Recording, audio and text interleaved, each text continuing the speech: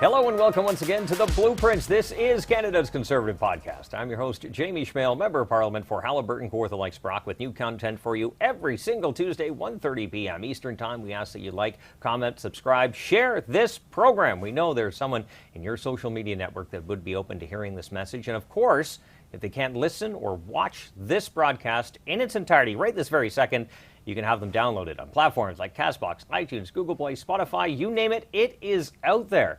Another great show lined up for you today. We are going to talk about Bill C11, Internet Censorship. Very important topic. We're going to bring on a good friend of the show, Rachel Thomas, Member of Parliament for Lethbridge, also the Heritage Critic, to talk about it. Thanks very much. Thanks, Jamie. It's good to be here. All right. We have the bill going to the Senate. It had a bunch of amendments made. It's now coming back to the House of Commons, not to bore people with too much, procedural wrangling, but it has to come back to the House of Commons. So maybe I'll just turn it over to you, give us a brief update, then we can get into the other stuff. Sure. Super briefly here, it was sent over to the Senate. They looked at it at committee, and then, of course, they looked at it in their chamber in the form of debate. And so it underwent some change. It took on 26 amendments and the removal of Clause 7. I guess I would summarize it this way. I would say C11 overall is a terrible bill. Mm-hmm. We need to kill it. I think I agree with that. Yeah. I think most Canadians who are paying attention to this understand that there is something very dangerous about this bill and the hindrance it will be to their free speech and their opportunity to choose what they consume online. Nevertheless, those amendments do make a bad bill slightly better. I'll acknowledge that. But still a terrible bill, still a bill that needs to be killed. So it's exited the Senate now, and it's been sent over to the House of Commons. The government now has to sift through those amendments that have been made and determine which amendments it will accept and which amendments it will reject. There was an article in the National Post about a week or so ago, if going by memory, the government still hadn't decided whether or not it's going to accept any amendments. Exactly. I think the Heritage Minister said they're looking, but it doesn't look good. Any indication you're getting from your sources? Yeah, exactly. So, Minister Rodriguez, the Heritage Minister, who of course oversees this bill and the entire file, he has indicated that if there are any amendments that bring about substantial change to the bill, he will be rejecting those. That is one thing that he has said. And so that being the case, we certainly expect the government to reject at least some of the amendments, but the government could also reject all amendments. They could say that they simply want the bill returned to its original state before it got sent to the Senate.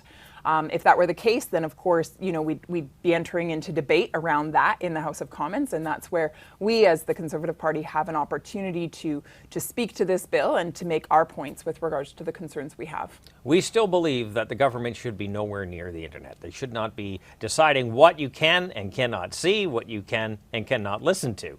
And this is the fundamental principle of freedom of speech. Mm-hmm. It doesn't matter if you agree with the person saying it, it's the person's ability to say it.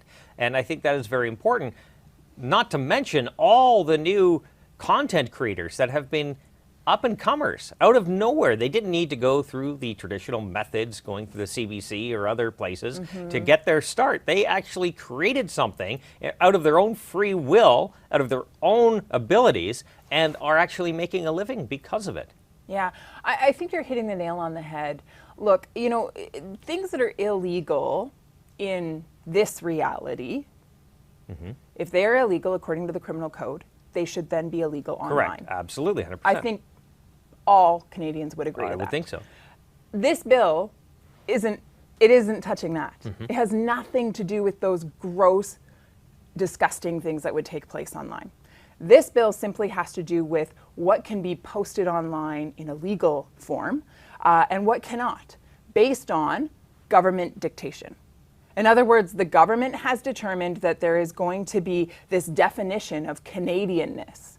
And all content, as it stands right now, will be assessed as to whether or not it's Canadian enough to appear on page 1 toward the top of your screen, or if it's not so Canadian, then it needs to be bumped down maybe to page 453, where it'll be boosted into oblivion and no one will ever see it. Ultimately, it will be the government determining that through its regulatory arm, the CRTC. Minister Rodriguez has already been really clear that he does have the ability to tell the CRTC the way that it should regulate. And he has already stated that he has intended or has the intention to do so. Canadians should be alarmed by that. Absolutely. They should absolutely be alarmed by that. That means that the material that they are able to post online could be taken down or put aside where it can't be discovered based on what this current Liberal government wants. It also means that the content that I might want to view, you might want to view, Canadians will want to view, may or may not be accessible to them depending on whether or not the government wants them to be able to see it. So from a viewership level, it has huge ramifications. But also, we're hearing from digital first creators, those that are, the YouTubers of the world, the TikTokers of the world, those individuals who have gone above and beyond to make a go of it for themselves within the virtual sphere. And they are knocking it out of the park. They are so incredibly successful here in Canada in reaching a global audience. What this bill will do is it'll actually prevent them from being able to go outside of our gates. It'll actually hem them in or wall them in. And so it'll actually, it'll hinder their ability to reach a global audience and therefore thwart their success as digital first creators.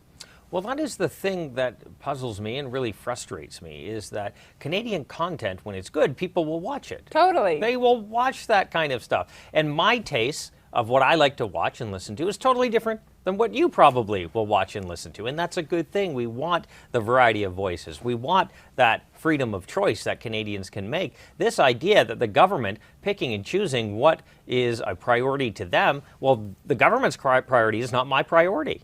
Yeah. And it should be that space where that freedom is allowed, and not trampled upon. Absolutely. And, one of the things that the minister has said over and over and over again, he's claimed that this bill is all about protecting Canadian culture.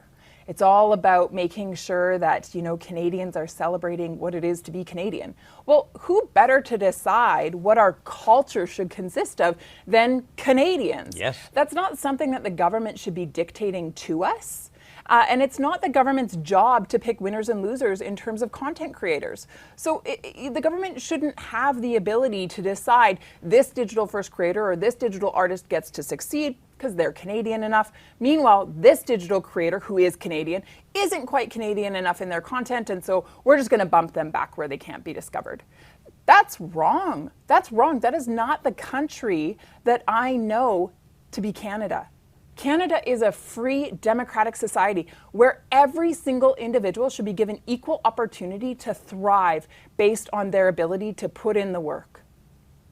I know we've talked about this a few times before, about the music industry. If the government controlled the music industry, they would decide what it is we get to listen to, right? There wouldn't be this wide variety. You wouldn't see this this evolution of the music industry from one genre to another, and things just keep getting bigger, better with more selection. The government would probably shut it down, and we'd be listening to, orchestra music, because that when the country started, that was probably at the time that was pretty popular. But there would be no evolution because there would always be conflict within the government. This is what we know. This is what is out there. This is all you get. And that's not where we are right now. And I bring this, I kind of thought of this before, it's like the Lego movie, right? Emmett, the main character, gets up in the morning. There's one song on the radio. There's the one channel, the government channel, giving you the happy news of the day. Then he goes to his government job, and there's one thing for everything, right? That is basically what it is. The Lego movie is what this government is almost promoting. Yeah, I think you're hitting the nail on the head once again. And Canadians have expressed their concern, especially digital first creators. Certainly they're wanting to be able to exercise their creative freedom. They're wanting to be able to put something out there that Canadians and the world might enjoy. They're wanting to make a go of it. And the truth is they are. And so by the government now coming in and intervening, and they're doing it in the name of help, right? It's not helpful. Digital first creators have been abundantly clear about that when they testify at committee and as they're engaging online. They are saying no to government intervention. They are not wanting this Liberal government to put its finger on the internet and to tip the scales in favor of one digital first creator over another, or to determine what Canadian content is or what Canadian culture is. It's a bill that is looking for a problem that doesn't actually exist. Digital first creators are doing extremely well in our country. Absolutely. They're not wanting the government to intervene and supposedly advocate on their behalf. And so ultimately this bill, it does come down to censorship, it does come down to control, it does come down to a government wanting to weigh in far too heavily with regard to how we engage online, which I would argue is the new public square, and where the exchange of ideas should be able to happen freely. Because you can see the next few steps, right? The government deciding, well, we don't like the voices that oppose what we are doing, so Absolutely. we'll classify that under hate speech or probably un-Canadian, or who knows. He's Absolutely. called certain people un-Canadian before, at least the housing minister did. You could see how this ball could roll into an all-encompassing government bureaucracy controlling the very internet that we love. Absolutely. And the thing about the internet is that it's this incredibly magical space. Yep. Because the CRTC was created to regulate radio and television under the Broadcasting Act. And that was put in place because radio and television were finite resources. There were limited channels, limited radio stations. And so in order to make sure that French language was represented, to make sure that other cultures were represented, the CRTC put stipulations in place to make sure that a finite resource was shared. Yes. When it comes to the internet, we're not dealing with a finite resource anymore. Anyone who wants to have space on the internet can have space on the internet. It's this incredibly powerful sphere that actually levels the playing field and allows anyone and everyone who wants to have a voice, they have a voice, they have a platform. And when the government intervenes and imposes algorithms on that voice, that's actually when the playing field is no longer level. What can people do? If I'm concerned about this, what can I do? Good question, thanks. Is there anything left to do? Yeah, there definitely is. Look, we are in the final hour, but I certainly appreciate the call to action because I think it is so important. And so with great urgency, I would ask that Canadians who are interested in protecting their freedom online, their ability to use their voice within that sphere, their ability to access the information or the content that they wish to access, then I would ask those individuals to do a couple of things. Write the Heritage Minister, Minister Rodriguez, and tell him, hands off the internet. It can actually be that simple. One sentence does the trick. It doesn't need to be a long letter. It doesn't need to be cumbersome. Just keep your hands off, kill Bill C11. And the second thing that I would say is write to the Liberal members of Parliament. We know for a fact that there are many on that side of the House that won their elections by a slim margin. And if enough Canadians speak out, I think we can really make a difference in terms of perhaps persuading them or at least creating some turmoil over there.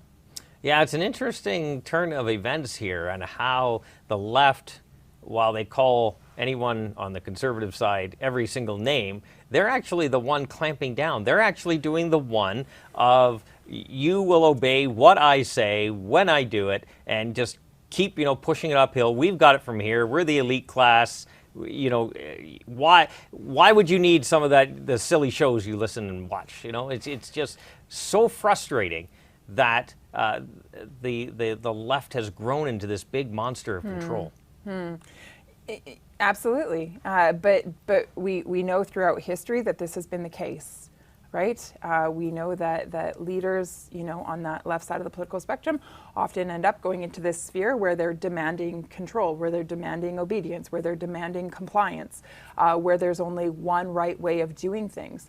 And so essentially Bill C11 is leading us down that path and in that direction, which again is why I would say there's such urgency for Canadians to speak up and to speak out with regard to this issue. Absolutely. Rachel, we're almost out of time. I give the floor always to the guest. Do you have any closing thoughts, anything you'd like to say? Thank you, Jamie. Look, I think my only closing comment would be this. Again, I would just drive home the fact that we have a very small window here of opportunity to speak up with regard to Bill C11 and to urge the government to back down. We have an opportunity to speak out on our behalf as Canadians to defend our right, our collective right as a nation to speak freely online and to be able to access the things that we wish to online.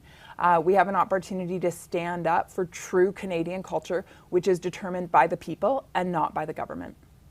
That is beautiful. I could not say it any better myself. Well, thank you for having me. That's why we have you on the show. Rachel Thomas, Member of Parliament for Lethbridge, also the critic for Heritage. We appreciate her time. We appreciate your time as well. Please heed her message. Please tell your friends. Write the Heritage Minister. Hands off the internet. Kill Bill C11. Simple as that. Please do it now. Tell your friends about it.